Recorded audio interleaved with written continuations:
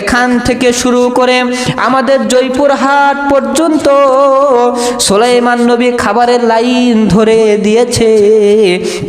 পুরা পৃথিবীর বুকে কতগুলি পশু পাখি রয়েছে, সবাইকে সুলাইমান নবী খাওয়াবেন এই উদ্দেশ্যে খাবারের প্লেটগুলো সাজাইতে সাজাইতে একেবারে 30-40 কিলোমিটার রাস্তা পর্যন্ত খাবারের প্লেটকে সাজায় রেখেছেন।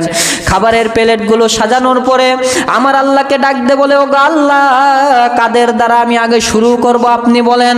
আল্লাহ তাআলা ডাক দে, বলে ও নবী, আপনার যাকে ইচ্ছা হয় তাদেরকে আপনি আগে খাবার দান করেন। বাঘদের যদি ইচ্ছা হয় বাঘেদেরকে খাবার দেন, যদি হরিণদেরকে ইচ্ছা হয় তাদেরকে খাবার দেন, আবার যদি পশু পাখিদেরকে ইচ্ছা হয় তাহলে তাদেরকে আপনি খাবার দিতে থাকেন। এইবার সুলাইমান আলাইহিস সালাতু ওয়াস সালাম তার